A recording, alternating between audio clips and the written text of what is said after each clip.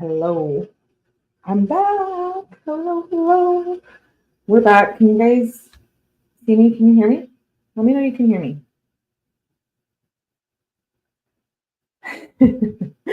Hello, everyone. Yes, you can hear me? See me? Okay, good. We're back. Already, so soon. I know. You shook? I'm shook. We just covered 𝐂𝐚𝐬𝐡𝐀𝐩𝐩, and I don't have my headphones on, so I feel a little different, but hey, it's okay. Cool, thanks.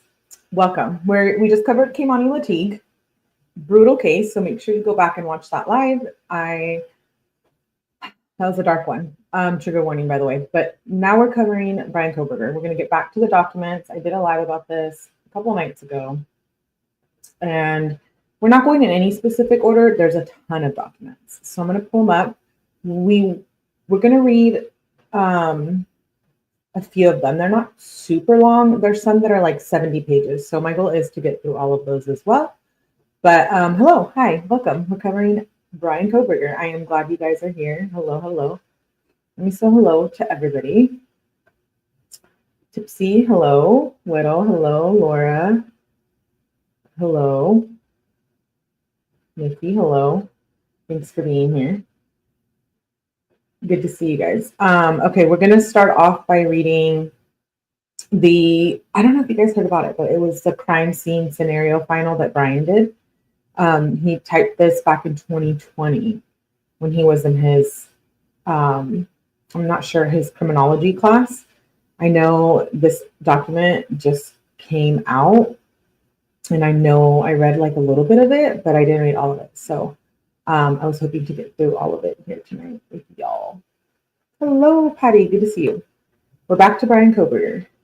Good to see all of y'all. Thanks for being here. Make sure you hit the like button, subscribe, do all the things, you know? Okay, so first document, crime scene scenario final. And the reason why we're reading is that this is because we're going to see if are there any similarities, or, you know, this is something that he typed and produced to his professors. So I'm curious what it says.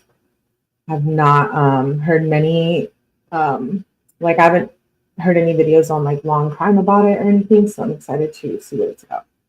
Let's get started. So crime scene scenario, arriving at the crime scene. This is like his idea of it.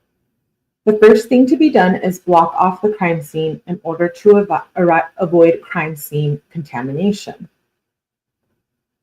Keeping people out of the scene minimizes evidence contamination through though many may be curious to see what occurred. The theory of transfer states that we bring something with us to the crime scene and take something away, thus skewing the crime scene from the original state by contamination. This is because the original state of the crime scene was left by the criminal suspect. A lack of contamination allows the scene to be a snapshot in time. The curious must be noted and immediately evicted from the scene. People to be kept out of the scene include unauthorized civilians and any more than an absolute number of law enforcement agents and forensic crime processors. Waiting for backup to arrive, I should stand guard at the scene, preventing these unauthorized people and even holding back eager officers from entering the scene. I must call my immediate supervisor and inform them of the deceased white female who is approximately 35 years of age. I must obtain an initial search warrant to search the scene. Failing to do so will mean that evidence is inadmissible. This is another reason why holding personnel from entering is key. The coroner must be called in order to pronounce the woman dead, and EMS should be called if they were not already called by the patrol officer 15 minutes earlier, as they would have provided emergency care if the woman showed signs of life. This would have been important for many reasons. Her livelihood is one reason, but from the stance of a patrol officer or criminal investigator, she may have given a dying declaration of her attacker when informed of her impending death. Forensic services are next on the list to call, as they are best equipped to handle the evidence, process it, and ensure there is not any contamination. Their van also contains the best equipment for forensic investigation. A cursory search of the immediate area should be done, and any observations should be recorded in my field notes as to ensure the integrity of the preliminary case report. Officers who are not needed at the residence should ensure that the general area is searched for anything that stands out as well. This includes the area of the trailer park, which contains 62 trailers. If there's anyone in the trailer, they should be moved out and questioned. Does she have kids? I should gather the information in my notes as the investigation commences, which will later be included in my preliminary case report when the details of the case culminate. The offense, the time of date, the approximate time of offense if known, identification of the victim, the location of the offense, the method of operation if known, and the identification of the officer. Since the offender was not there, I would be unable to record this information initially, and the specifics of the crime won't be known until confirmed by the crime lab. Getting the approximate time is important and can be indicated by rigor mortis, which sets in at about 12 hours, or putrefaction about 10 to 20 days. All this information will aid me as I attempt to reconstruct the scene of the crime based on the evidence, location, in relation to its former known position. This is a creepy document. Hey, Thomas. Hey, Sean B. Good to see you. Hey, Smart God. Good to see y'all. Hey, Jules. What's up, girl? This is a creepy document, right? It's making me feel weird. Equipment I will have on hand for the investigation. To be prepared for crime scene investigation, I must ensure a crime toolkit containing the following: a 35mm camera or digital camera capable of videotaping with an adequate supply of film and power, a portable lighting system, assorted steel tape measures that can reach at least 25 feet, a rule or other measurement marking devices, latent fingerprinting equipment, gloves to protect the scene from contamination. This will enable that I avoid leaving my latent fingerprints, forceps and small tweezers, and a pair of scissors, a small saw to take evidence, for example, drywall, filter paper or small swabs for liquid evidence or trace evidence, various evidence containers, paper envelopes for physical evidence, evidence tape to seal off the container, casting material to take molds of possible footprints around the perimeter, a magnifying device, crime scene tape for the scene, protective clothing, boots, boot covers, eyewear, fiber-free overalls, face masks, hairnet, gowns, and anything that will prevent me from contaminating the scene with things I bring in. A blue light with yellow glasses. There could be a very small amount of blood somewhere, which wouldn't have been sampled, documented, or photographed otherwise. Entering the home or crime scene documentation and initial photography and video. I may enter upon judicial approval of the search warrant and should do so with a minimum number of personnel. Having too many personnel evident in the photography may put the integrity of the evidence into question and taint the scene. A contamination list should be made documenting every person who enters and exits the crime scene and why. This includes first responding officers, firefighters, EMTs, family members, criminal investigators, all crime scene personnel. Still, there should not be that many people in the crime scene, otherwise contamination will be increased as the theory of exchange inevitably manifests. I must ensure that myself and my fellow crime scene personnel are wearing gloves and other protective equipment to avoid contaminating the scene with latent fingerprints. A fiber-free boot cover would also be ideal to avoid leaving physical footprints from the residue of the boot. Anything that is fiber-free and covers the mouth, hair, and overall body would be helpful in avoiding crime scene contamination, since hair, saliva, skin cells, and other bodily fluid or cells may be added to the scene, thus contaminating it. Fibers can be left via theory of exchange and would contaminate the crime scene. Even if we can't assume there was an offender, despite seeming obvious, preventing contamination is an important way to ensure the integrity of the investigation and evidence. We should always treat the crime scene as if there is indeed a criminal homicide, as to not miss out on important details. That is how crime scene is being handled. The first thing for me to do is take a coordinated series of crime scene photographs. These photos may be taken prior to the movement of any object in the crime scene to ensure that the photo captures the scene as the offender left it. The photograph should be taken from a general view of the exterior home as well as general views of the interior, recording the date and times and details. Setting up portable lighting ensures that the elements of the crime are adequately illuminated for documentation. The photo should be in color as to provide the best and most accurate image, thus avoiding photographic distortion. The following details regarding photography should be recorded in the field notes. Recording these details will ensure the defense attorney does not attempt to devalue the quality of your evidence, which may make it inadmissible. Date to identify the subject, the identifying data of the photographer, the case number if established at the time of dispatch, the precise time of the photograph, the date the photograph was taken, the weather at the time. Next, photos of specific rooms should be taken with special attention to the living room in which the deceased woman was found. As the coordination of photos is focused inward, specific components of the crime, like physical evidence, should be accounted for in detail. These should be logged in my field notes. This physical evidence should be photographed next to a measurement marker, which can be a ruler or any other easily comparable object of well-known size. The body in the physical evidence to take a picture includes the deceased woman in the living room, who should be photographed under adequate lighting from a long view. Specific shots should be focused on the evidence of harm on her body and clothing, the bruises on her face, the marks on her neck, the bloody shirt, and any other signs of post-mortem lividity should be photographed and taped without moving the victim. A measurement marker should be placed next to her. This will show if an offender moved the woman as to manipulate the crime scene. Does she have defense wounds? Are there hesitation marks on her related to the knife? Or are there multiple stab wounds? These must be photographed and taped.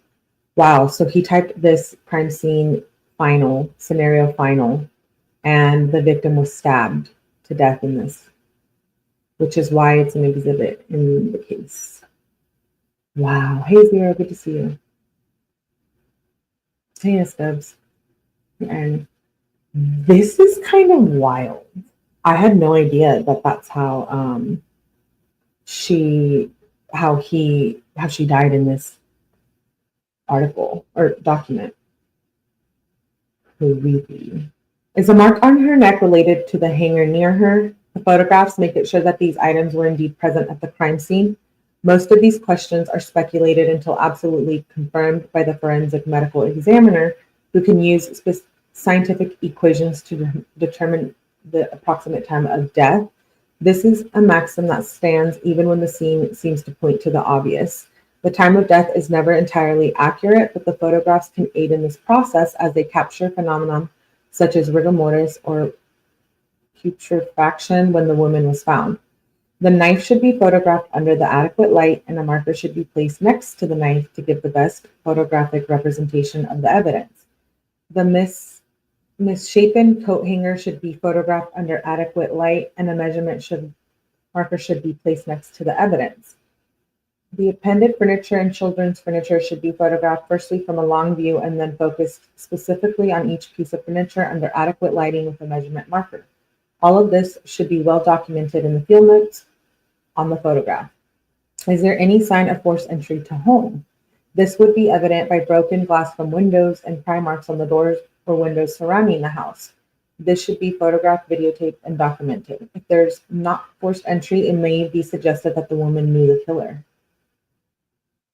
A video camera will be used as well to go over all the evidence which was photographed, and documentation of the video evidence should also be filled out and recorded in the field notes. I mean, it's a pretty good paper. No way he's not smart enough or capable enough to do this. I agree. That's what I'm saying. This is pretty well done.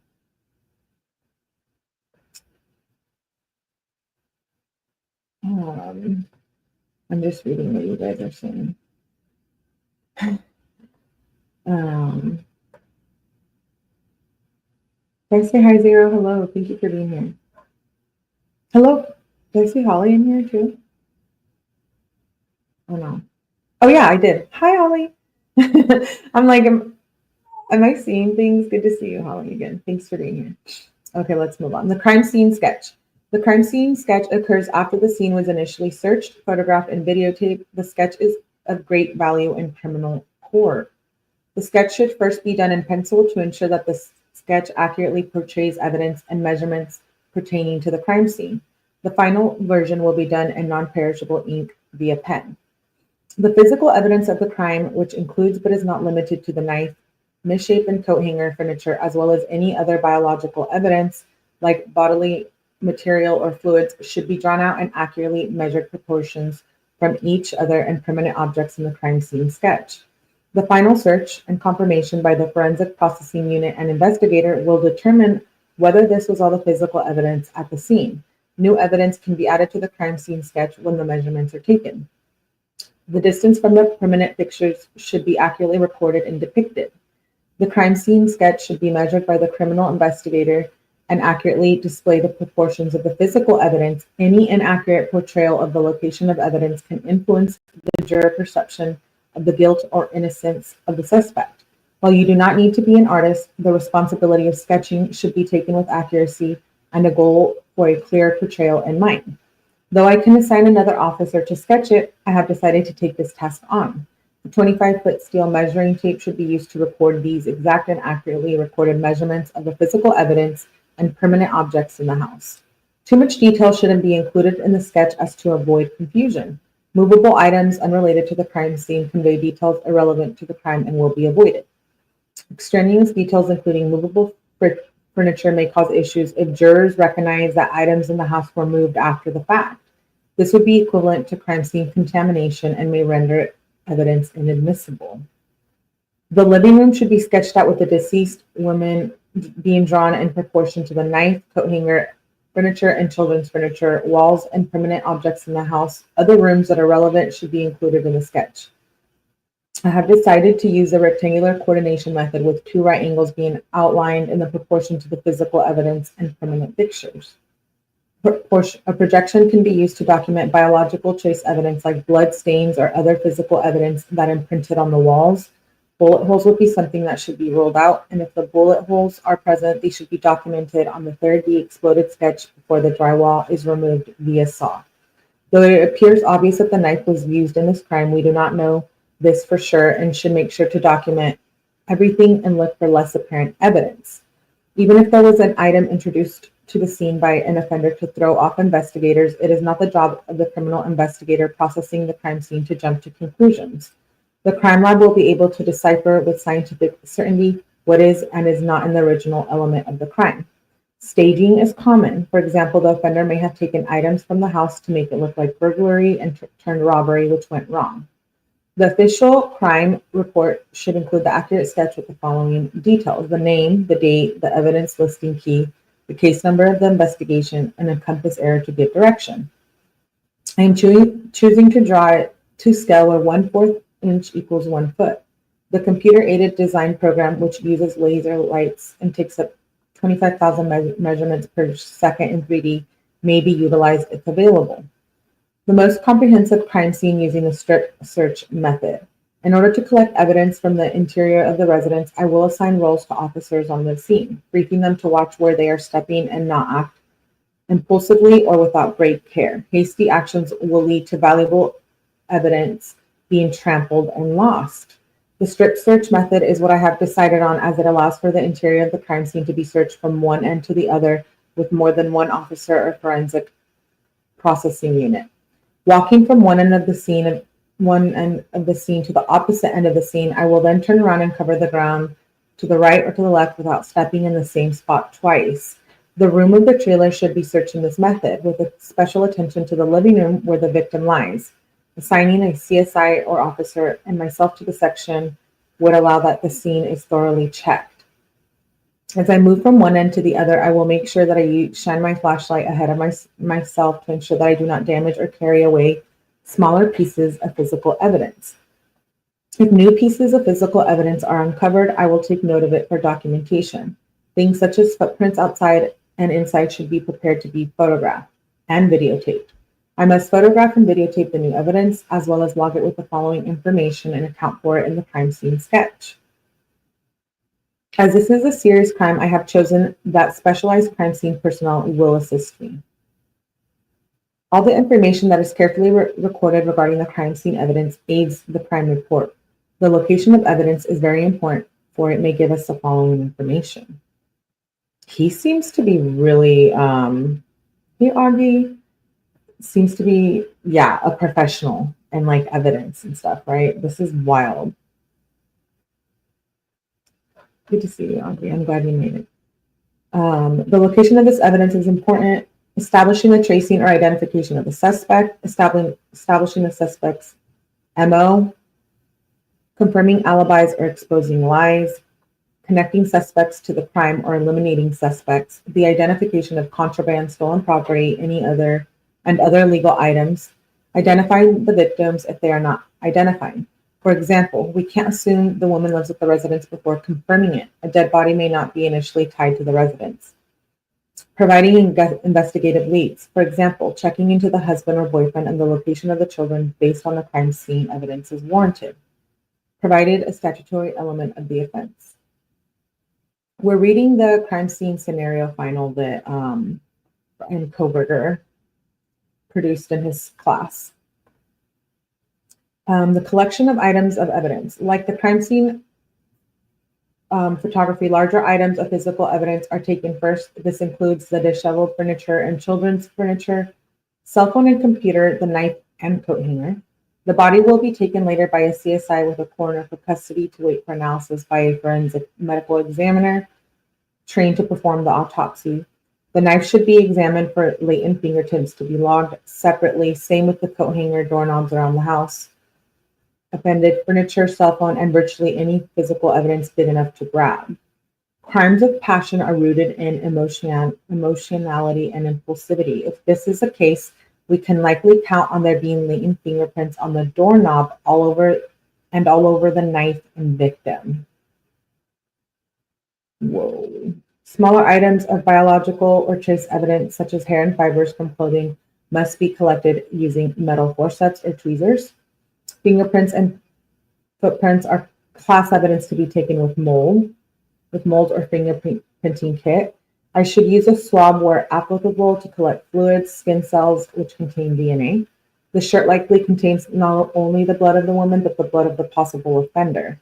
DNA from biological evidence that should be swabbed, placed in a vial, documented in notes, and on the container for the evidence chain of custody and included and sent to the crime lab. The shirt will later be bagged and taken separately as physical evidence. I should make sure to swab underneath her fingernails to see if the DNA of the offender is there. She likely dug into their skin. Is there evidence of sexual assault or semen present? The evidence should be marked, swabbed, and collected in a glass vial or cellophane bag. Is there evidence of personation? Did the offender take something, or did the offender display an excessive need for control over the victim as demonstrated by possible essay and murder? These are all observations to be recorded, though not conclusively. This is creepy. During the searching phase, the evidence should be marked with the following information in the field notes and later in the evidence seal packaging: the size of the object, the physical nature of the object, the value of the object and the number of like objects, and the case number pertaining to the evidence.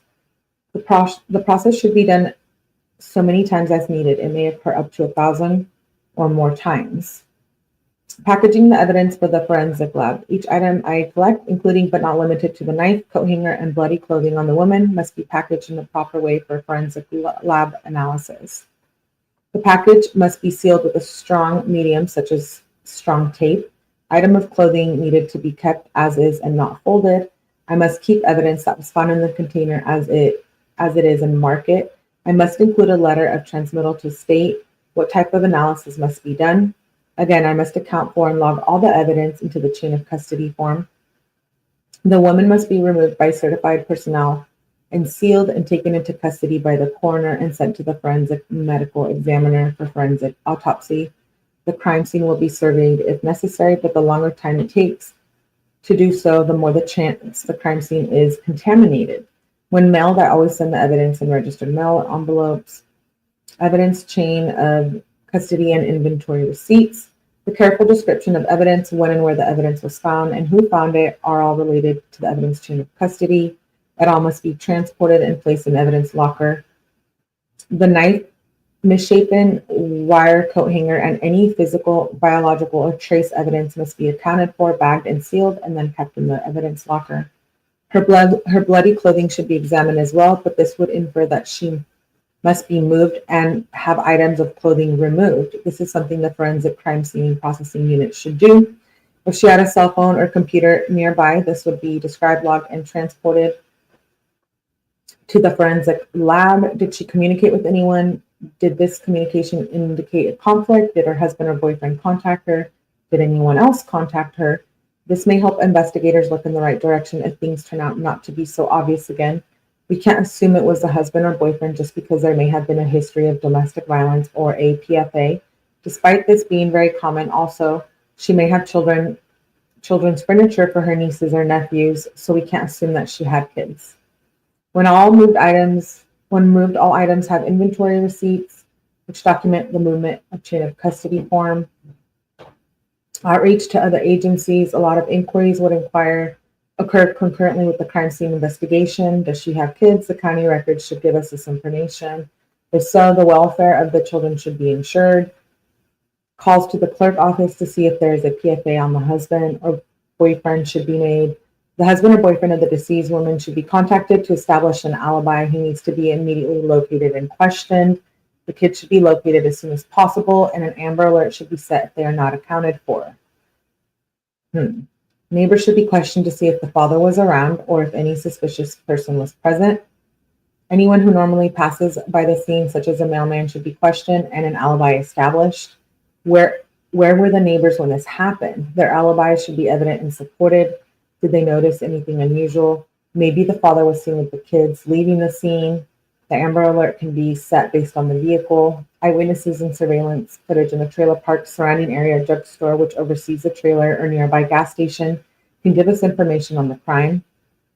If we can't gather conclusive information by the end of the investigation, the FBI's apprehension program can help. The compilation of preliminary report, progress report, closing report, and prosecution report. My notes enabled that I wrote a thorough and accurate preliminary case report, which contained all the facts of the case.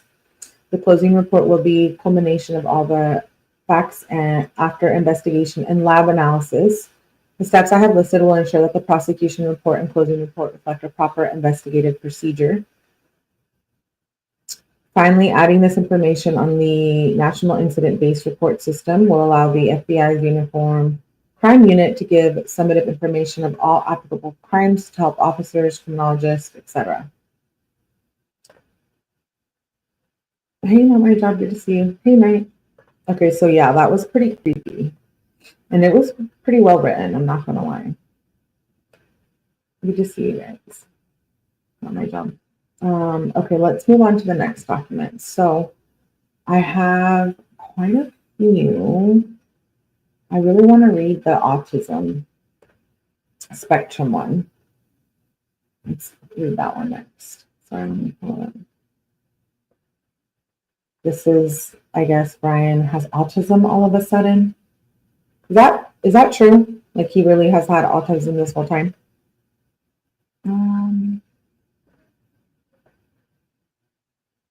This is the state's response to, okay, there we go.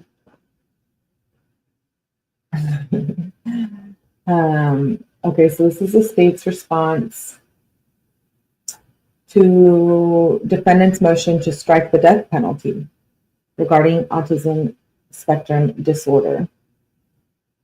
Even if he did have autism, he should still be held accountable for what he did, right? Hey, I never lie, and hey, gas mask. Yes, I don't think so at all. I'm talking about Bryan. Okay, let's see.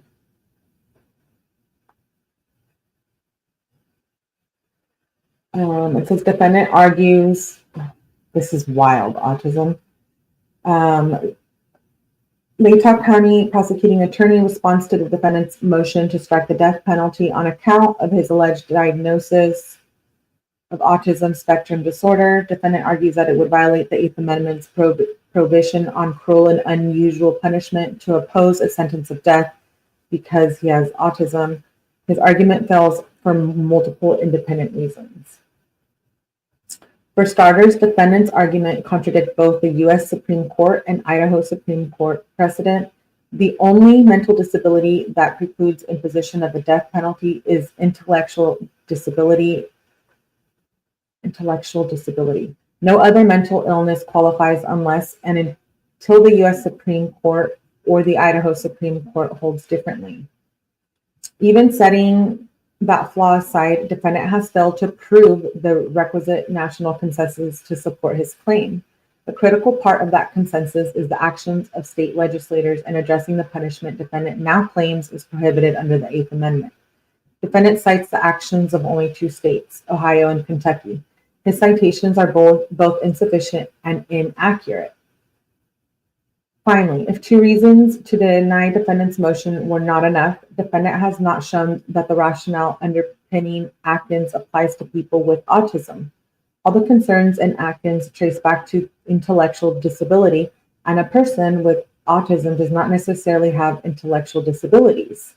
Take, for example, defendant who was diagnosed with the least severe form of autism without accompanying intellectual impairment. This court should deny defendant's motion. Idaho law only prohibits the death penalty for a mentally disabled person only when the elements of Idaho code are proven and defendant has failed to do so. Consistent with the 8th Amendment, Idaho law only prohibits the death penalty for a mental disability when the person qualifies as mentally, oh, I don't like that word, as mentally RETARDED. In Atkins, the Supreme Court put in place a constitutional prohibition on the death penalty for mentally R offenders. I just don't like it. But the court left to the states the task of developing appropriate ways to enforce the constitutional restriction. Idaho chose to enforce this constitutional restriction by enacting Idaho Code, which defines mentally R people in Idaho for purposes of constitutional restriction on the death penalty for those with mental disabilities. The Idaho Supreme Court has read the statutory definition to require proof of 3 elements: an intelligence quotient of so an IQ of 70 or below, significant limitations in adaptive functioning in at least 2 of the 10 areas listed, and the onset of the offender's IQ of 70 or below, and the onset of his or her significant limitations in adaptive functioning, both must have occurred before the offender turned age 18. So do we know if he had autism before he turned 18? I'm curious. Hey, 𝐂𝐚𝐬𝐡𝐀𝐩𝐩. Hello, Pantera. Not autism is the same. Very true, Irony. Very true. They're trying anything to get that death penalty gone. Right, Holly, right. Who's misbehaving in the chat? Who wants detention today, huh? Most kids that I have met with autism or adults are actually really smart, and that's a thing in the Sebastian Rogers case, right? I don't know if it was autism that he had, but I think Sebastian was really smart. The Idaho Supreme Court has flatly rejected defendant's argument. In Dunlap, the defendant argued, like defendant here, that the rationale underlying Atkins compels the same conclusion for mentally ill defendants. The Idaho Supreme Court disagreed. The court did not evaluate how those with mental illnesses compare to the intellectually disabled discussed in Atkins because it saw no need to do so. The court simply noted that neither the U.S. Supreme Court nor any other court had expanded Atkins since it was decided. Courts in other jurisdictions have similarly rejected efforts to expand Atkins to other mental disabilities, including autism. And in Ruth, the defendant suffered from autism spectrum disorder. Others specified schizophrenia spectrum disorder and another psychotic disorder, and others specified anxiety disorder. He argued that he too should benefit from the rationale underlying Atkins, but the Fourth Circuit made short work of his argument. The court found that the defendant has no plausible argument that he is protected by Atkins because he has an IQ of 125. The court explained that Atkins and thus the Eighth Amendment were limited to protecting the intellectually disabled, and Atkins specifically defined such disability as involving sub-average intellectual functioning. Although significant limitations in adaptive skills, such as communication, are part of the Atkins test, they are not sufficient by themselves to render a defendant mentally incapacitated for the purposes of the Eighth Amendment. Defendant has no plausible argument that the Eighth Amendment prohibits the imposition of the death penalty based on his autism. His IQ of 119 is far above the required IQ of 70 or lower. His IQ testing prior to age 18, while lower, is still above 70, and as admitted by his own expert, clearly an underestimate of his ability from what we know. He has failed to prove two of the required three statutory elements to enjoy the Eighth Amendment protection against the death penalty on account of his alleged mental disability. Defendant's Eighth Amendment claim fails because he cannot show evolving standards of decency prohibit the death penalty for individuals with autism. Yeah, there are many levels. Hello, Patronus, good to see you. Even if the court could go beyond Dunlap, the conclusion remains the same. The defendant has no plausible argument under the Eighth Amendment. Defendant cannot show that evolving standards of decency prohibit use of the death penalty as to individuals with autism, a requirement of his Eighth Amendment claim. The court has pinpointed that the clearest and most reliable objective evidence of contemporary values is the legislation enacted by the country's legislators. It is only in cases involving a consensus of state legislators that the court has brought to bear its own judgment on whether a penalty violates the Eighth Amendment's prohibition on cruel and unusual punishment. Here, I'm going to skip this part. All defendant has succeeded in proving is that, let me see. Atkins concluded a national consensus has developed against using the death penalty on the intellectually disabled after only finding the 18 states that adopted legislation to that effect. The Texas legislature had unanimously passed such a bill, and similar bills had passed in at least one house in two other states. Here, defendant cites two states to support his claim. That is too many.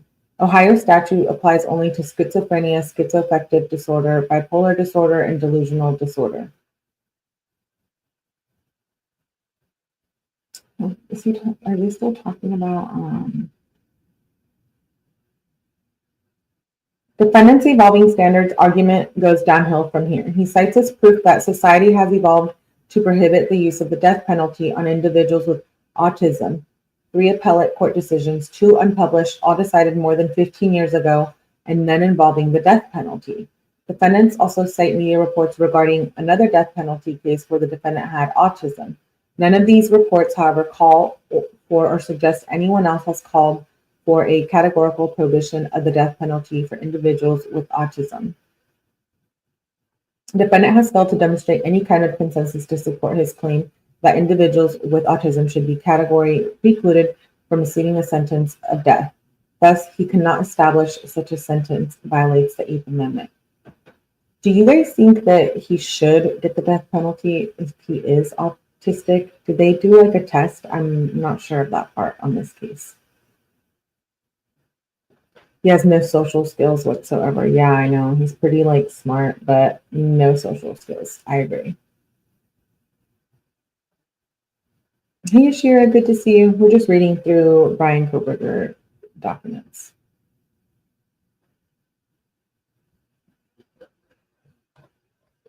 Autism spectrum disorder is not susceptible to the defendant's categorical approach. Oh, thanks, Tipsy, for gifting. I appreciate you. Welcome, new members. You can thank Tipsy for that. Hello, Mayla's mom. Thank you, Tipsy. I appreciate you.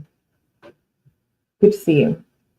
Autism spectrum, I already said that, sorry. The court should reject defendant's attempt to group together all individuals with any form of autism for purposes determining whether the 8th Amendment prohibits imposition of the death penalty. Oh, I was asking you guys, do you think that he should get the death penalty if he does really truly have autism, which I haven't looked into that yet. Does he have autism for us? The U.S. Supreme Court categorical approach to the 8th Amendment in the death penalty contest has focused on groups who by and large share the same characteristics. Disabled people do not act with a level of moral culpability that characterizes the most serious adult criminal conduct because of their disabilities in areas of reasoning, judgment, and control of their impulses.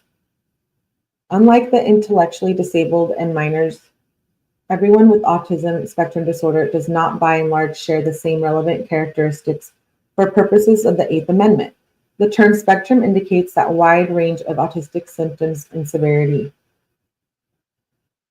The defendant would have met the DSM-IV criteria for Asperger's disorder.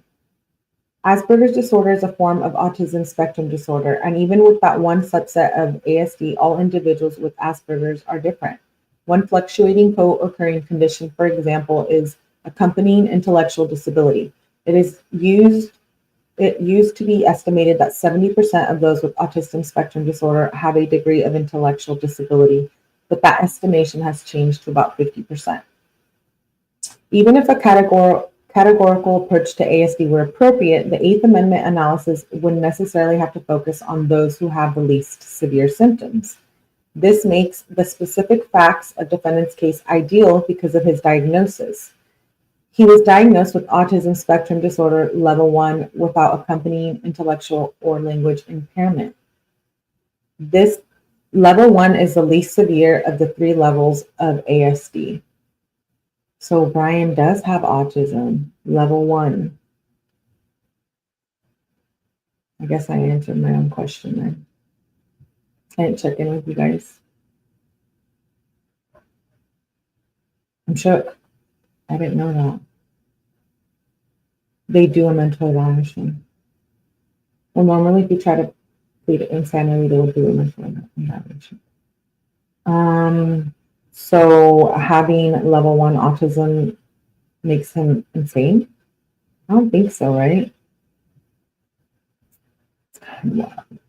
Even if there was a consensus of state let me see. This is the defendant's social impairment from ASD does not fall within the rationale articulated for prohibiting the death penalty of the intellectually disabled. Even if there was a consensus of state legislators, defendant has failed to show that his social impairment from ASD falls within the rationale underpinning the court's independent evaluation. The Atkins court gave 3 reasons why it agreed with the legislators that have recently addressed the matter. The lesser culpability of the intellectually disabled does not merit the death penalty. The death penalty does not act as a deterrent for the intellectually disabled because they cannot process the possibility of execution as a penalty, and the impairments of the intellectually disabled can jeopardize the fairness of the proceedings. None of these reasons support striking the death penalty in this case.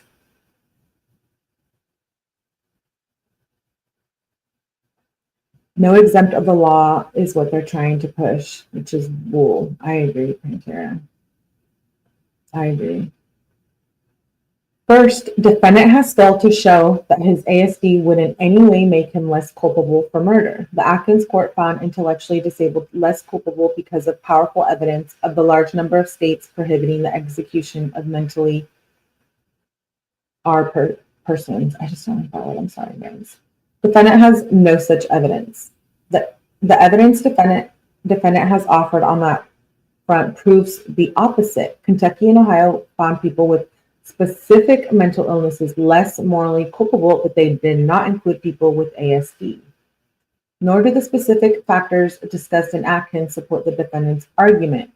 Atkins explained the intellectual disabled were less morally culpable because of the cognitive and behavioral impairments, including the diminished ability to understand and process information, to learn from experience, to engage in logical reasoning, or to control impulses.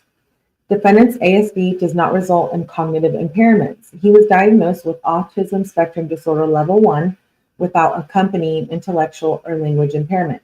His type of ASD is characterized by severe and sustained impairments in social interaction, but not by cognitive ability.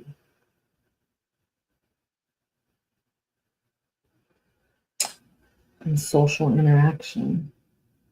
His examination revealed no evidence of a formal thought disorder or thought disorganization, and no evidence of difficulty understanding the examiner. While defendant's ASD may cause behavioral impairments, such as impulsive tendencies, nothing in his report suggests impulsive tendencies manifest through physical aggression or that his lack of impulse control had any connections to the crime with which he is charged. Second, defendant has failed to show that the imposition of the death penalty in his case would not act as a deterrent to similarly situated individuals with ASD. The court expressed concern in Atkins that the intellectually disabled did not have the intellectual capacity to process the information of the possibility of execution as a penalty, and as a result, control their conduct based upon that information. Here again, this does not apply to defendant because his ASD diagnosis excludes any accompanying intellectual impairment. In fact, one of the defendant's own experts found that he is highly intelligent and has a factual understanding of the proceedings against him, including the penalty he is possibly facing. That is an unsurprising conclusion given that his ASD did not prevent him from graduating with a master's degree in criminal justice in January 2023 with a GPA of 4.0. I'm glad we read the crime scene final before reading this, because we saw that he was pretty intellectually smart there on his paper, right? You better not have little. And hello, 4G. Wow. Third, defendant has failed to show his ASD will jeopardize the fairness of the proceedings against him. Atkins emphasized that people with intellectual disabilities are more prone to false confessions, are typically poor witnesses, may be less able to give meaningful assistance to their counsel, and may have demeanor that creates an unwarranted impression of lack of remorse for their crimes. The court also noted that mental R as a mitigating factor can be a two-edged sword that may enhance the likelihood that the aggravating factor of future dangerousness will be found by the jury. None of the court's concerns weigh in favor of striking the death penalty in this case. Neither the concern about false confessions nor the concern about a lack of remorse apply in this case because defendant has not confessed and maintains that he is innocent of the offenses of which he is charged with. Even as a categorical matter, defendant has provided no evidence to suggest that people with ASD are more likely to falsely confess to a crime, which sufficiently distinguishes them from the intellectually disabled people in Atkins. To the extent that social impairments from ASD cause an unwarranted impression of a lack of remorse, that negative reaction is limited to those who do not understand the autism spectrum disorder and the defense can address ASD with the jury during the penalty phase, presumably the only time defendant would be interested in showing remorse. Moreover, neither of defendant's experts expressed concern about his current ability to assist his counsel. Instead, one expert at least implied she does not currently have the concern because she recommended only that the attorney monitor his competency through his proceedings regarding his ability to assist in the preparation and presentation of his defense. Similarly, the defendant's reports do not support the concern that he would be a poor witness in the same way any intellectually disabled person would be a poor witness. The Atkins court did not explain what it meant when it said those with an intellectual disability are typically poor witnesses, but its overwhelming focus on lack of intelligence suggests it was a diminished ability to understand and process information. No evidence suggests defendant would have that problem. He is highly intelligent and has a factual understanding of the proceedings against him. His speech during his formal evaluation was fluent, clearly articulated, and appropriate in rate and volume. His language was generally appropriate in content and form, with no grammatical errors. With respect to his comprehension throughout the evaluation, he appeared intact, and there was no evidence of difficulty understanding the questioner. And he was never overly inappropriate. To the extent his report suggests potential downsides as a witness, those downsides are not significantly different than many witnesses testifying in court for the first time. Furthermore, defendant has not shown that his ASD will enhance the likelihood that the aggravating factor of the future dangerousness will be found by the jury. The media attention in this case does not warrant striking the death penalty under the 8th Amendment. Wait, so he's saying he has ASD, we don't claim that full, right? He does have it, level 1. I just found that out too. I didn't know that he actually had been diagnosed with it before he was 18. I believe that's what it said, right? Hey, CW. None of it is a good excuse. What we live in the times when perpetrators are excused and help, yet victims victimized and further tortured. That is a really good point, Augie. You make a really good point. It's so wrong. It is. I agree with you too, Patronus. This douchebag is so no way, Pandora. 4.0 though. Defendant's argument related to the media finds no support in Atkins or any other 8th Amendment case law. If the 8th Amendment does not preclude a sentence of death for people with ASD, and it does not, that punishment does not suddenly become cruel and unusual in the violation of the 8th Amendment merely because potential symptoms of the defendant's ASD were reported in the media. The 6th Amendment protects the defendant's right to a fair and impartial jury. And the extensive jury selection process this court has planned will sufficiently vindicate that right. Defendant cites no case in any jurisdiction that has held or even suggested that significant media coverage can rise to an 8th Amendment claim of cruel and unusual punishment. For all the reasons stated above, this court should deny defendant's motion, March 17, 2025. So they're like, no, you're fine. What do you guys think?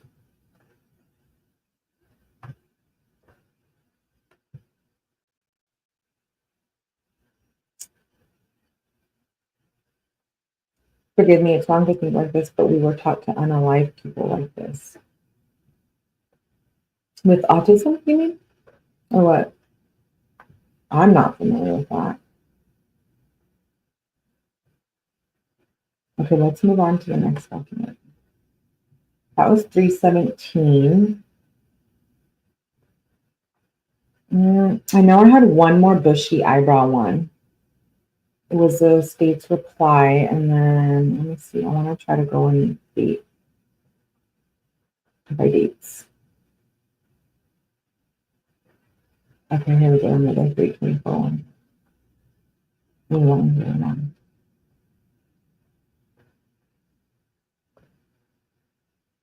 Let's do this one. Reference to touch and contact DNA.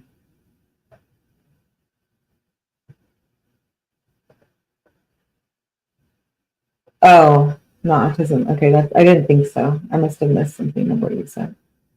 I think that autism is what they are trying to use to take the death penalty off. Yeah, they are. They are, for sure. I still think that, I don't know. What do you guys think about the death penalty? You think he should get it for what he did to the Idaho 4 or no? Let me know. What do you guys think about that? Who's in support of that? Okay, this is about the touch and contact DNA.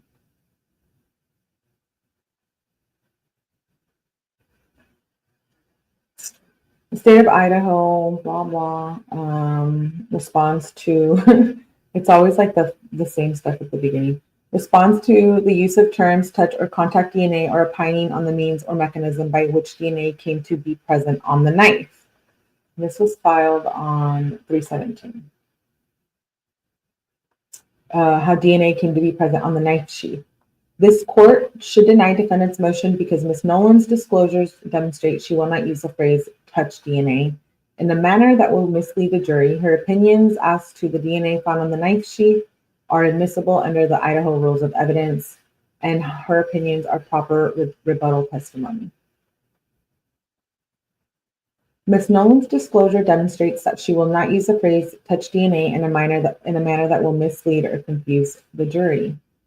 They're making it, the defense are like not okay with any words. So the word psychopath, the word murder, the word, they don't want autism to be brought into the court. No touch DNA, no contact DNA. Like the defense really is just trying to do, well, which I guess they should, right? They're defending him, but it's too much. I don't personally think Bryan is alone. Ain't no way. I'll be a hypocrite if I say I don't believe in the death penalty. Hey, to each their own. Ms. Nolan's use of phrase touch DNA will not mislead or confuse the jury. The court may exclude relevant evidence if its probative value is substantially outweighed by a danger of one or more of the following: unfair prejudice, confusing the issues, misleading the jury, undue delay, wasting time, or needlessly presenting cumulative evidence. Ms. Nolan's testimony, which will be consistent with her disclosures, will not mislead the jury or confuse the issues. As her disclosure indicates, Ms. Nolan uses the phrase touch DNA only to distinguish that a type of DNA with other kinds of DNA.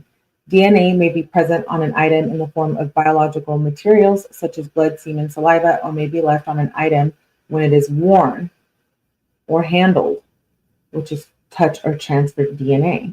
She goes on to explain how DNA can be transferred to an item, including that it can be transferred from one person to another before being deposited on the item.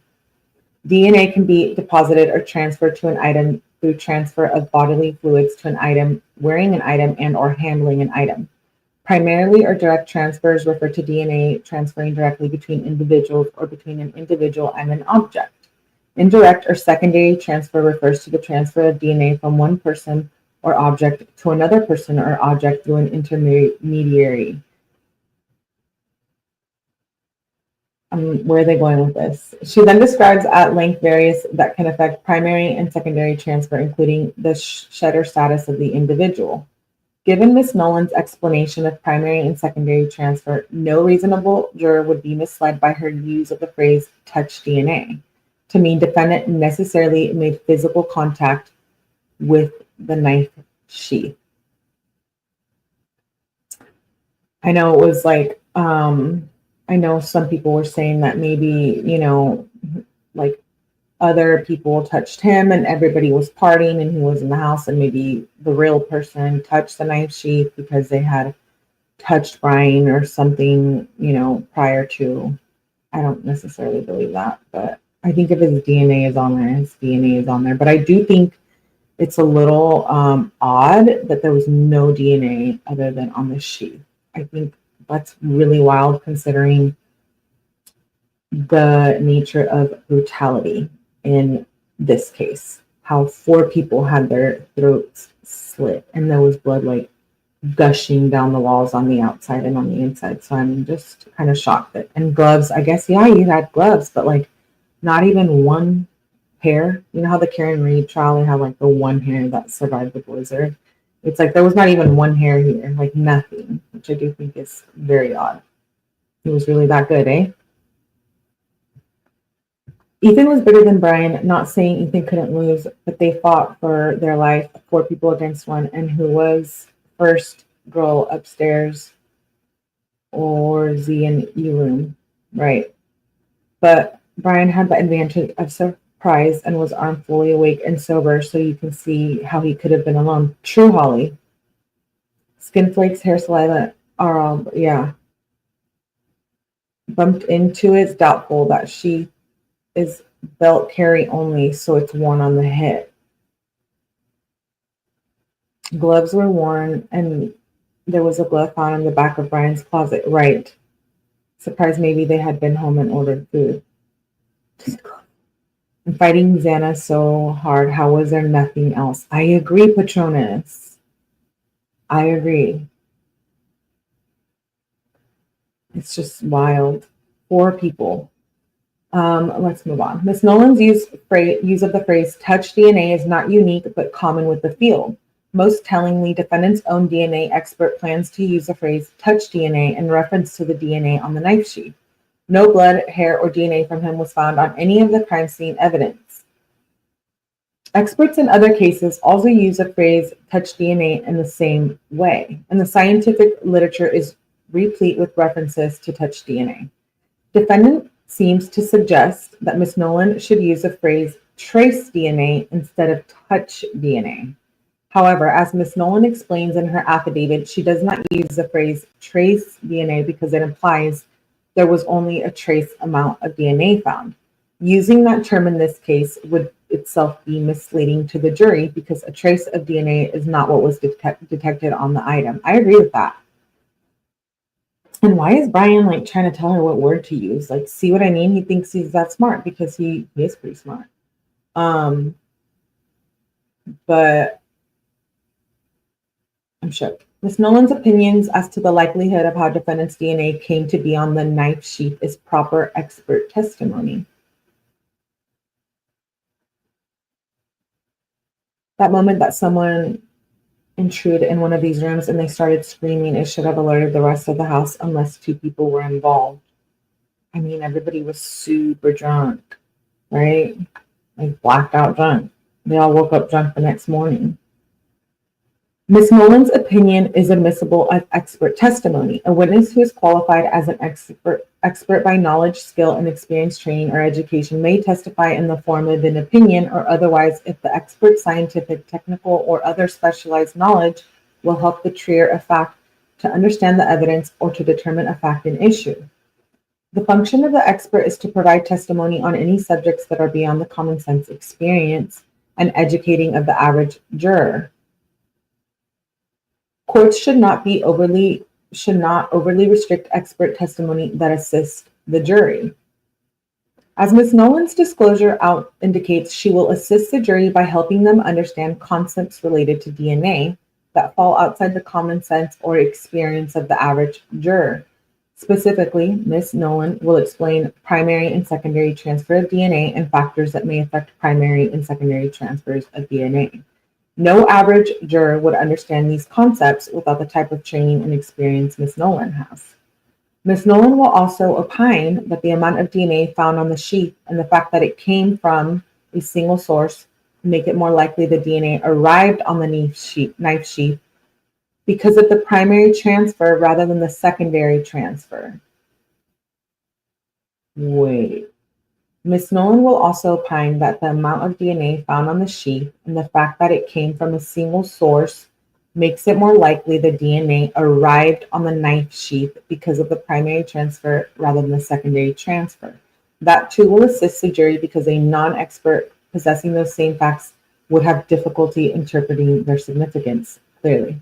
Ms. Nolan's explanations and interference both go to the significance of the defendant's DNA on the knife sheath, which will be a critical issue in the trial, especially considering defendant's expert proposed testimony that at least implies the jury should attribute little or no significance to the defendant's DNA on the knife sheath.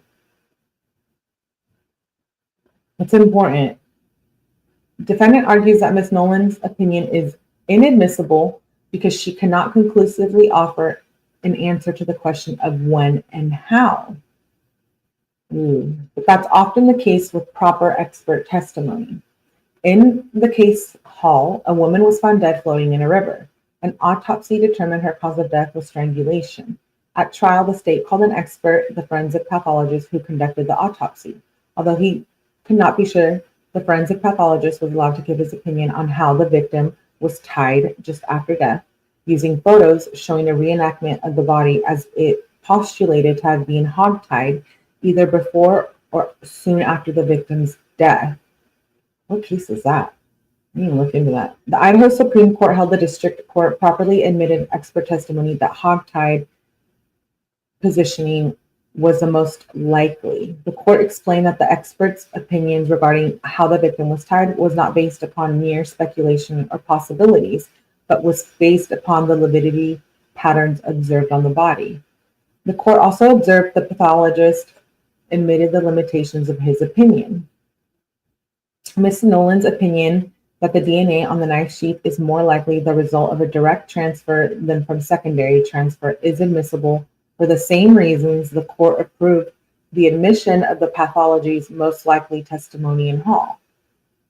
Like the pathologist in Hall, who explained his opinion was based on lividity patterns, Ms. Nolan has provided a sufficient factual basis by explaining her opinion is based on the quantity of DNA detected on the item, and the fact that the DNA profile obtained is single source. Ms. Nolan's full acknowledgement that she cannot conclusively state how the DNA arrived on the knife sheath does not mean her opinions are excludable as defendant claims. It simply means she has admitted their limitation, which weighs in favor of admission. Defendant erroneously asserts Ms. Nolan's opinion is not admissible because there is an agreement in the forensic DNA community that experts should not give such opinions. Defendant's assertion is flawed both as a legal and factual matter. Hey, Natasha, good to see you. Sorry, I get behind on the chat when I'm reading the document. Don't come for me. Don't come for me. Let me go back to what you guys are saying. He may have level 1. Most of us do, just undiagnosed. My son is autistic, and he's the best and kindest person you'll ever meet. And maybe that they're trying to use any condition as to an excuse to unaliving. Oh, Augie. I bet he's the best and kindest because you are. I agree, though. I agree with you. I keep thinking he was over the top of them, and I'm assuming he was quick with the strikes. As you're right, it doesn't make sense. Like, somebody had to at least like try to push him off, right? There's no DNA. Where are you from? Me? He may have level 1 coupled with antisocial disorder or narcissistic personality disorder, all of the above. There's so much evidence that will not come out until trial. I agree, Holly. I can't wait to see. Hello, Natasha. Oh, it was from a case that they referenced. Oh, I missed it. Who did? What? Oh, thank you. Thank you, Nameless, for gifting. Okay, let's go. Defendant's assertion is flawed both as a legal and factual matter. Defendant's assertion is legally incorrect because consensus of the scientific community is not the appropriate standard to determine admissibility of an expert opinion. The question under the evidence rule is simply whether the expert's knowledge will assist the trier of fact, not whether the information upon the expert's opinion is based on which the expert's opinion is based is commonly agreed upon. As explained above, Ms. Nolan's testimony will assist the trier of fact. Defendant's claim of universal agreement in forensic DNA community is also factually incorrect. Defendant relies most heavily on a report titled Forensic DNA Interpretations and Human Factors Involving Practice Through a Systems Approach. Specifically, defendant relies on section 7.1 and 7.2, but as to those sections, not even the authors of the report were in agreement. 2 of the committee members dissented from the recommendation that the DNA analyst should not opine about the possibility or probability of direct or indirect transfer having occurred. Put differently, there is not even universal agreement amongst the author of the work on which the defendant relies. Further, as Ms. Nolan explains in her affidavit, there is even more of a divide in the community than the two dissenters working in the group. Here again, for the second time in single motion, defendant's own expert contradicts his position. According to the recommendation from the working group espoused by defendant, a DNA expert is not allowed to answer any questions of how or when DNA arrived on an object. But defendant's expert goes to great lengths to make the DNA on the knife sheath seem meaningless for the jury based on the very subjects defendant now claims that the expert should refuse to discuss. For example, defendant's expert discusses the possibilities of how the DNA arrived on the knife sheath that most benefit defendant. Mr. Kohberger could have shed cells/DNA onto the knife sheath days, weeks, or even months earlier. Wait, why does that even matter? The point is, the matter of the fact is that it was there, right? Mr. Kohberger could have shed DNA. And she opines that the DNA was found on a protected area where a prior handler's DNA might be expected to persist even if the sheath was more recently held or used by someone else. Defendant's expert opinion is itself evidence that there's no agreement in the community that DNA experts should not testify on these topics. In all events, it is not the non-unanimous recommendations of a divided working group that determine the admissibility of evidence in Idaho's courts. It is the Idaho rule of evidence. And as explained above, Ms. Nolan's opinions are admissible under those rules. Ms. Nolan's opinions are proper rebuttal expert testimony. The expert testimony disclosed by Ms. Nolan constitutes proper rebuttal testimony. Evidence. Oh no, that is proper rebuttal testimony. Rebuttal evidence is evidence which explains, repels, counteracts, or disproves evidence which has been introduced by or on behalf of the adverse party. The state disclosed in its initial expert disclosures experts from the Idaho State Police Lab who swabbed the knife sheath for DNA, swabbed defendant for DNA, and compared the DNA from the knife sheath to defendant's DNA. Based on those disclosures, the DNA lab analyst who compared the DNA will testify that the defendant's DNA matched the DNA obtained from the knife sheath. The defendant disclosed his DNA expert. The defendant's DNA expert could not refute that the DNA on the knife sheath matched defendant's DNA, acknowledging that there is good support that Mr. Kohberger's DNA was found on the item, a swab from the knife sheath. Instead, the disclosure for defendant's DNA expert indicates she will inform the jury that the DNA on the item could be the result of indirect transfer from skin cell DNA. The disclosure implies the jury should give little weight to defendant's DNA at the crime scene because it could just mean that defendant's DNA was nothing more than the innocuously shed skin cells/DNA prior to the crime, and the knife sheath could have been picked up and transported to a crime scene by someone else who sheds no DNA onto it. She also opines that the DNA was found in a location that it suggests it would persist for a long time because it was protected. So they're basically, the defense is basically stating that like someone else could have put the knife sheath at the crime scene, right? Didn't mean that Bryan was there at the crime scene. Whatever.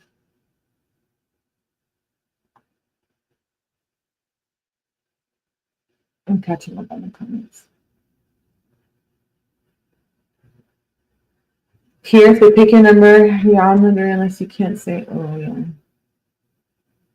I'm thinking if you please, because if you're not, because I was guilty.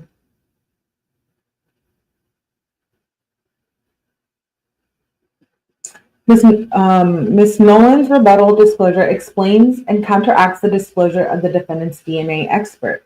While Ms. Nolan acknowledges the limitations of current technology in determining how DNA arrived on an object, she also explained factors that can affect persistence that may suggest whether DNA arrived on an object via primary or secondary transfer.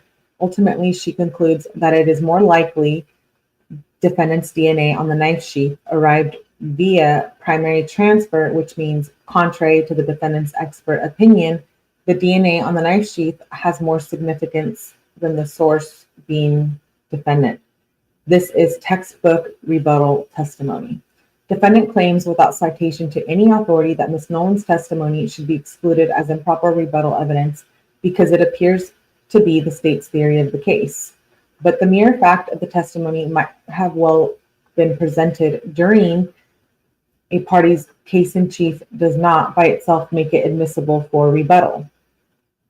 True, the state could use Ms. Nolan's testimony to help with the jury understand primary and secondary transfer from the outset. But the value of Ms. Nolan's testimony to the state is to rebut defendant's theory that his DNA on the knife sheath is innocuously shed skin cells and DNA. The state properly disclosed Ms. Nolan both in its initial disclosures and its in rebuttal disclosures. The state may choose to have Ms. Nolan testify in its case in chief, but it may also wait until rebuttal. The state's disclosures and the nature of Ms. Nolan's testimony permit the state to make either decision. For all the reasons, the court should deny the defendant's motion. They're just denying everything, left and right. I don't really understand this trace DNA. Sounds like really not that much. Glad I wasn't in that house. Well, unless it was planted, that could be the only. It's just weird, really weird. His DNA was found in the house at all, unless it was planted. That would be the only excuse. You guys think someone planted that DNA? Does somebody believe that? I mean, anything is possible, right? It's true crime. But I don't know, with all the other evidence, like him being into like this whole social media thing, I don't know. I feel like he did it. I don't know if he did it alone. But if he didn't do it alone, why wouldn't he be throwing anyone else under the bus if he was looking at the death penalty?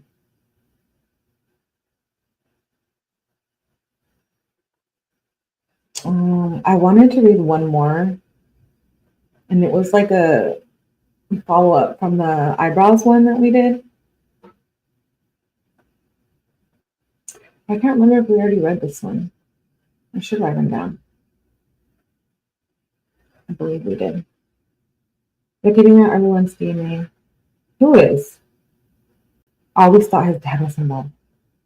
Oh, that's funny you say that, Holly, because I actually was going to play a clip tonight about that when he got pulled over. I just randomly came upon it, but I mean, I feel like his dad was with him when he got pulled over, and I thought that was very sus. Let's watch that really quick. It's only like a few minutes. I've been wanting to watch it. Let me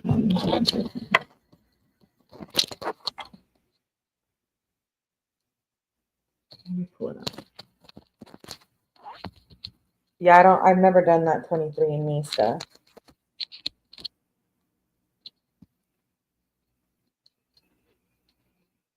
What? What did I mean? Don't willingly give up your DNA. No, don't.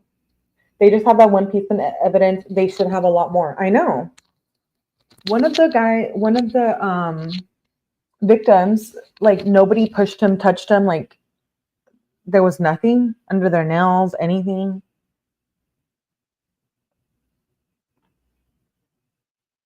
It was all his family member that did it. The really scary part. Okay, let's watch this. It's only like 9 minutes. This is an oldie but a goodie, huh?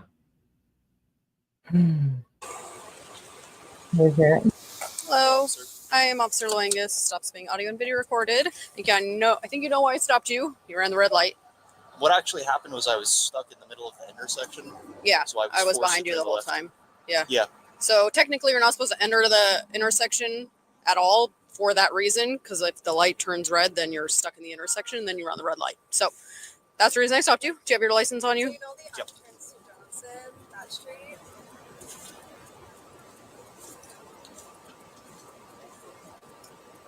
Oh, I thought this was when he was with his dad. Do you have the registration and insurance? We're gonna watch that one too.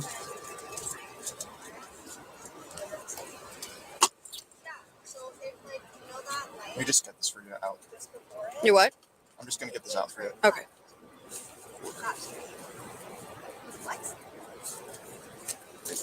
Mm-hmm. So would you explain that to me a little bit further? So in Pennsylvania, when you're stuck like in the intersection, you have to make the left. So what would the appropriate thing for me to have done? Not- just You're back up in not that supposed to situation? block an intersection like that in Washington. So just by you blocking the intersection, that's technically a ticketable violation. And then then you're running a red light. So it's another ticketable offense. So you're not supposed to proceed into the intersection until you can go. Because a lot of people do what you just did, right? Is like you're sitting in the intersection waiting and then turns and then you're blocking. So Yeah, there was a little bit of confusion with speeding because someone had stopped. I wasn't sure what they were doing, and then they put on their light to turn. Mhm. So I thought that maybe they were letting me go through. Oh, Did you see that? no. Mm-mm. I feel like right before I made the turn, there was someone who made a right. They didn't have their. So this was like 1 month before. I believe it was like 1 month before the killings. This part where he got pulled over for this. Their signal on, so I wasn't sure if they were just waiting. Mm-hmm. Yeah, so I would just advise just don't enter the intersection until you can go so you don't get stuck. Let's see. But in that situation, the best thing to do then would be back up. And not. I don't know if there's a best thing to do in that situation because you're either going to back up into somebody or you're going to run a red light. So, or you're going to be sitting in an intersection. Yeah. There's not really a great option there. Yeah, Mm-hmm. I was just slightly into the crosswalk, so Mm-hmm. where I'm from Pennsylvania, we actually don't have like crosswalks. Oh, so even if you're kind of slightly, there's a little bit more leeway as well. Like there are a few lines. Like there's one white line and there's another one in front. Like there's like a certain margin from which you can actually kind of put your vehicle, place your vehicle. Mm-hmm. Yeah. So I know laws vary state to state, but there is a law in Washington for blocking an intersection like that, proceeding through and you don't when you're just stalling. I forget the actual verbiage. I can find it for you, but it's like stalling, blocking an intersection. I do believe he's I'm just curious about the law. I don't mean to. Oh no, yeah, I can find it for you. Yeah. But, 1 second. That looks good on a Hyundai. I don't see Pennsylvania registration like at all. Okay, let's see. Expires November 22nd or 2022. Okay. And one of those is actually. yeah, okay, that looks good. I'll hand that back to you. I'm just gonna go check your info. I'll try to find that RCW. The law. You can get your DNA anywhere. I mean, you could be like hooking up with the hot chick or guy, and then they get your DNA that way. I know that's a little like wild, but it's true. You never know. For you, and I'll be right back. Thank you. All right. His soul is dead, and that's all I see when I look into his eyes. I agree.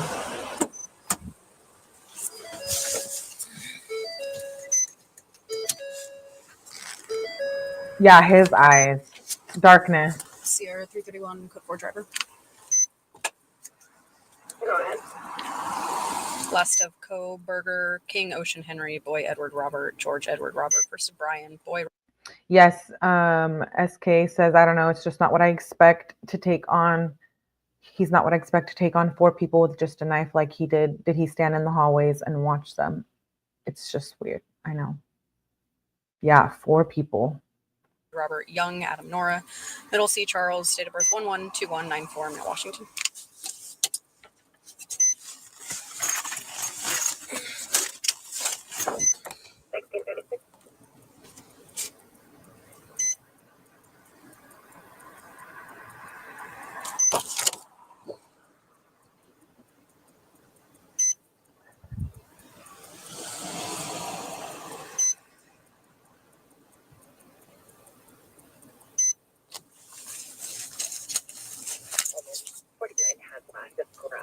George Union Robert Adam Lincoln versus parents Tom Adam Robert Young Nora because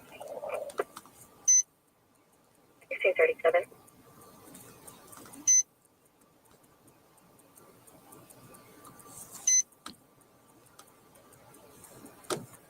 331 Sierra driver.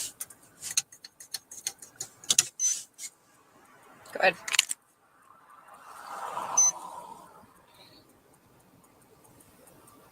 Benefits license through Washington 11/2027. The vehicle is valid on a 2005 Hyundai Sonata. Copy. It should be an Elantra. Received. Copy MIB, it actually says the dam, so it's my bad.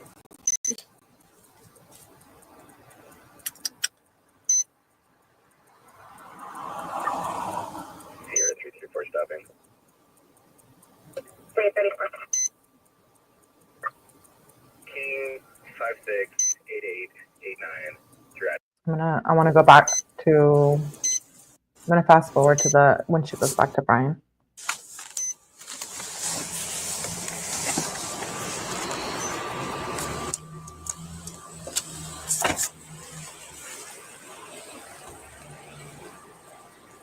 Okay, so I found it. So I don't know what in Pennsylvania where you go to find laws, but in Washington it's called the Revised Code of Washington. So I'll try to turn my brightness up, but it's basically it's just called an RCW. So it's RCW 46.61.202. So it's no driver shall enter an intersection unless there is significant space on the other side of the intersection. To accommodate the vehicle he is operating without obstructing the passage of other vehicles, despite any traffic control signal indications to proceed. So you had a green light, so you're thinking you can go, but you're blocking the intersection. Yeah. So that's if you're ever curious in any laws in Washington, just Revised Code of Washington. So I'm not writing a ticket or anything like that today. I understand you're from Pennsylvania. Oh, his eyes, you're right. In the future, don't proceed through the intersection. You can't get stopped for that alone unless you can clearly just clear it right away. Okay. So then basically, I understand. You're just supposed to wait behind the white line. Drivers do it all the time. But it never even occurred to me that was actually something wrong. But well, except for the fact that I was blocking the crosswalk. Yeah, right. You just said it. You were blocking. From laws like Pennsylvania might not even have that law, but in Washington we do. I'm actually just from a very rural area, so we just don't have crosswalks. Oh. Unless I visit an area where there are crosswalks, Gotcha. And then it's not very frequent. Yeah. I do apologize if I was asking you too many questions about the law. I wasn't trying to No, not at all. Like I understand you're not from here, so if you don't, a lot of people don't know a bunch of laws. Like I only know it because this is what I do. But if you're ever curious on any more laws, just RCW, and they can be hard to read because it's in like legal language, but right, Tipsy. Hope that helps. The bushy eyebrows. Have a good day. Yeah. Oh yeah. Look at it. They're bushy right now. In that clip. Okay, we're gonna watch the clip with his dad and him getting pulled over. It's only like a 5-minute clip. I just came across these and I hadn't watched them in a while.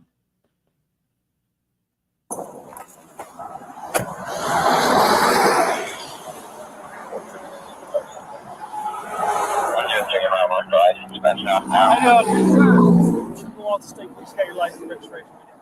When I stopped you when you're driving by me there, you're a little too close to the back of that semi. Continue in the back of this trailer.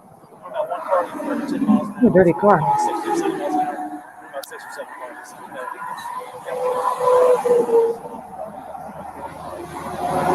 Oh, you guys did? Yeah.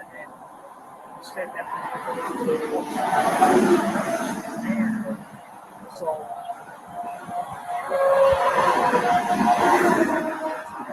You guys stopped by a trooper? We don't have any SUVs.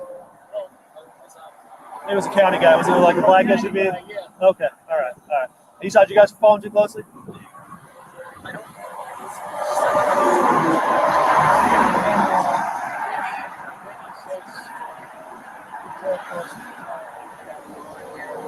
Okay.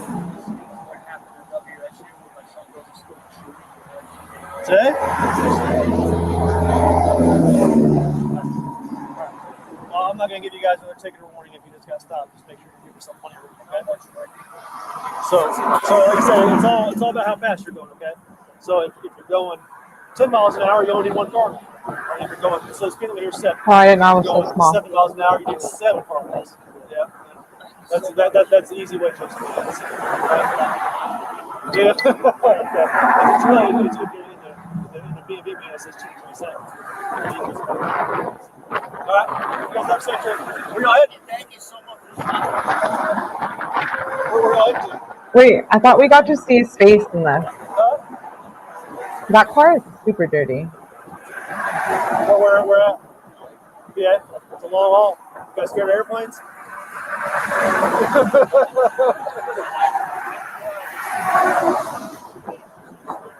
Okay. All right, well, hey, peace out, Central. Thanks, sir.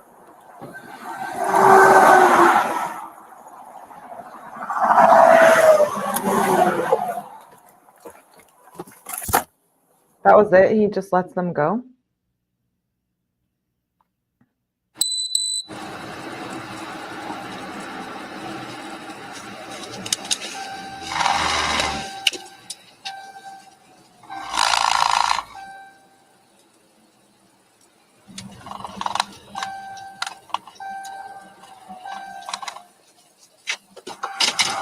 Yeah, this is the stop where they were following him.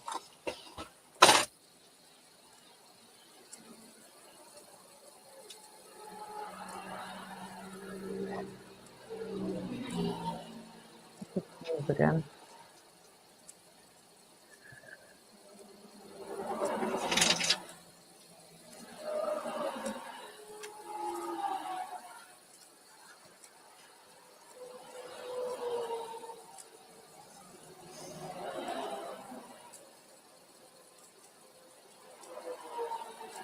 Oh, do we not get to see anything here? I wanted to see the bushy eyebrows. And we can't hear anything. Okay. Not cool. I have one more clip that I was going to play.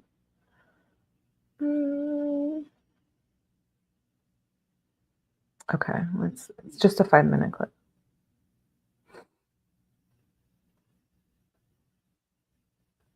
I want to see his interrogation.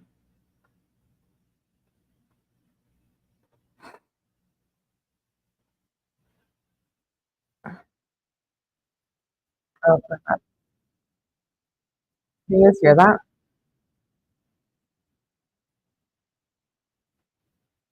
Purchased a black balaclava mask from Dick's Sporting Goods 10 months before the murders. You might remember a key witness, one of the surviving roommates named Dylan Mortensen, saw a man wearing the same type of face mask at the home where Kaylee Gonsalves, Madison Mogen, Xana Kernodle, and Ethan Chapin were slaughtered. Now, Mortensen also drew a picture of the mask that the man was wearing. Look at this. We took this from one of the court filings from the defense team. She drew it when she was interviewed back in December of 2022. Now, it may be hard to visualize what this would look like on a person by that drawing. So here's what we did at Court TV. We purchased one of these from Amazon, a black balaclava mask being modeled by Court TV's senior producer, Eric Goldson, who is a lovely guy. He is not scary at all, but look how scary he looks in this mask. My goodness, Eric, I'll vouch for you. I'll vouch for you. You are the quintessential gentleman, and that mask is going to tip the scales because it looks scary in our studio, and I can't imagine how these victims must have felt and how Dylan Mortensen must have felt seeing this guy walking through her home wearing that mask. Let's talk about how it's going to tip the scales. I'm going to bring in criminology expert, author, and professor Dr. Debbie Goodman, and private investigator with Black Ops Private Investigations, and also military veteran Manuel Gomez. Dr. Debbie, to you first, please, your thoughts on the evidence that Bryan Kohberger purchased this mask. Game over, Julie. It's a game over status for Bryan Kohberger. Why? Because this type of face mask is what these individuals do. We call it part of their toolbox or toolkit, if you will. And so now we have a knife sheath, this face mask, and Julie, there are 3 essential reasons why an individual would bring that item along to a crime scene. First of which is to conceal one's identity. The second of which is what I'll refer to as CPA, to garner a heightened sense and to be emboldened with control, power, authority over the victims. And the third of which you mentioned at the introduction, and that is to create a heightened level of fear, panic, anxiety, shock among those who would see it, thereby formulating more of a compliant type of behavior among the victims so that they would acquiesce to the killer's demands. So I think it's game over for him. And the irony to this, Julie, is that what he prides himself on most is his intellect, and yet it'll be the intellect that will lead to his demise. He's simply not as smart as he thought he was, or as smart as what he wanted to be. Such sharp analysis from you, as always, Dr. Debbie. I want to dovetail off of something you just said, the intellect aspect of this. According to what prosecutors are saying, Bryan Kohberger was studying in his criminology program about how to approach a murder scene as a detective would, so as not to contaminate any scene. If y'all missed the beginning of the live, go back and watch it. Evidence. And so Dr. Debbie and Manuel, I want to go to you both on different aspects of this question. Dr. Debbie, is that typical in a criminology program? Why is that important, if it is typical, for a student to learn about detectives and contamination? Right. Well, what I think is very important as it relates to this case, Julie, is it's really speaking to what we refer to as mens rea, scienter, the criminal mindset of what an individual is thinking. And then secondarily, of course, we couple it with the actus reus. So yes, there's research, there's presentation, there's writing at all levels across the curricula, bachelor's, master's, doctoral. However, I would submit that this really gives us a glimpse into this individual's mindset and the planning, the preparation, and the purpose of why ultimately now I think he was studying criminology and criminal justice, to learn how to commit murder and to learn how to potentially get away with it. Dr. Debbie, thank you. That's a fascinating take, and I'm sure there are many trial watchers who may agree with that take based on all the evidence we're seeing in the totality. I've got in my hands the kind of knife that he bought from Amazon, and apparently he was searching for a replacement knife as well after the homicides. And take a look at it. When I pull it out, it's huge. It's absolutely enormous. And when you think about contamination at the scene, we know that the sheath was left behind and there was touch DNA, Bryan Kohberger's DNA, left on the snap of this knife sheath, or one like this knife sheath that I have in my hand. So Manuel Gomez, going to you now for the second part of this question. This guy's reportedly studying how not to contaminate a scene, with respect to how detectives like you would do it when you're investigating a homicide. In all your years, Manuel, have you ever seen a perpetrator be able to leave a scene with nothing behind, no contamination whatsoever? What we were just talking about. No, unfortunately, Julie, on all my murder investigations, everybody makes one mistake, at least one piece of evidence behind. But I have to agree with Dr. Debbie, and that is that his intellect is going to be his downfall. The fact that he did the homework on how a detective walks through a crime scene without disturbing the evidence shows his premeditation to commit this crime, so that when he commits the murder, he knew how to protect himself and what not to do. But the fact that he investigated that shows his premeditation, the mask. And unfortunately, that knife you lifted up is the very same knife I carried in Afghanistan and in Desert Storm. It's a K-bar. It's designed for killing. It's extremely reliable, and it proves his premeditation. Again, this guy, like all other serial killers, brilliant, but stupid. He made a stupid mistake. His DNA was left behind. But there is one flip side to this, and that is, unfortunately, the crime scene was contaminated. And that's where the defense is going to come after the prosecution. Wow. Manuel, thank you for your service, for the tremendous. What do you guys think? Was the scene contaminated or not?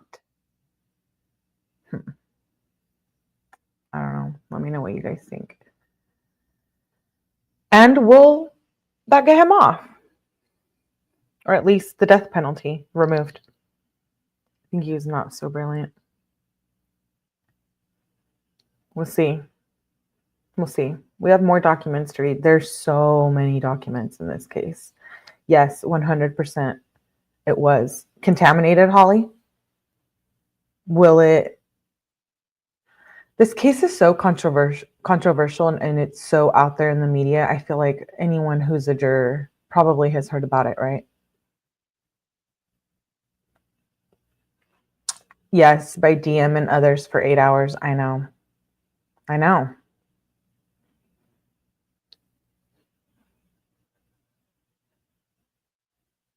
That's what they were saying. Trace DNA. That's scary. What is 8 hours is a long time. I know. It's a very long time. The survivors will be the downfall of the case. I kind of agree. We kind of covered it. Trace was like, I don't even really know. Trace DNA is not as, I can't remember what the document said, but basically, let me look it up. We should get a proper definition. Trace DNA or touch DNA is DNA that is transferred from a person to an object through contact, such as skin cells left behind on a door knob or a knife handle. How's that different from regular DNA? Trace DNA refers to small amounts of DNA left behind at the scene. Oh, that makes sense because they were saying that the amount of DNA left on the knife sheath wasn't a minimal amount. That's like the argument.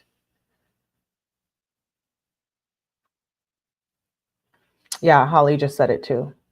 Trace DNA is very little cells to get a profile, but they got one, right? They got a profile. Oil and skin flakes. Yeah, and not one skin flake got on any one of those 4 people. Oh no, that's wild. Anyways, okay, we'll be back tomorrow with more Bryan documents. And this case, there's so many documents to go through. I need to go through and pick up the good ones. I have to sneeze again. But make sure you guys hit that like button. Thanks for being here. Under her fingernails is not enough to name him. Really? That's odd. I figured it would be because it's been picked up from or after original pickup site, so it's transferred DNA. It's also weird. I agree, Augie. I was leaning towards innocent, but the more stuff comes out, I keep leaning towards guilty. I don't know. To be honest, I don't know what I think. I mean, I think both sides have legitimate arguments. Like the evidence was contaminated. The roommates were shifty in some of their testimony, I won't lie. But Bryan also murdered 4 people. So, and his DNA was on the knife sheath. So, yes, conclusive, guilty. In my opinion, especially based on the recent drop, right? It's inadmissible. Oh, okay. I like all of your opinions. And yes, thank you for being here. Make sure you hit the like button on the way out. Hopefully I see you guys on a MELLY After Dark. Thank you for being here. We'll continue. We have 2 true crime lives planned for tomorrow. So I hope you guys enjoy the rest of your night. Yeah, shady. I agree. And please make sure you hit that like button on your way out. Thanks for being here. I'll see you later.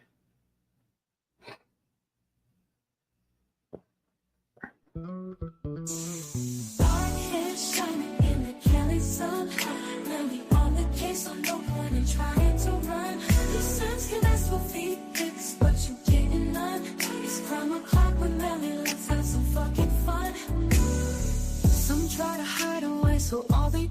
work.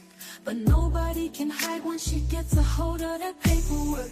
So don't you dare come in here acting like a jerk. Dance might make her dance, but new court docs will make her wanna twerk. Dark hair shining in the Cali sun. Melly on the case, so no one and trying to run. You Sims can ask for feed pics, but you getting none. It's crime apart with Melly, let's have some fucking fun. So if you're feeling for true crime.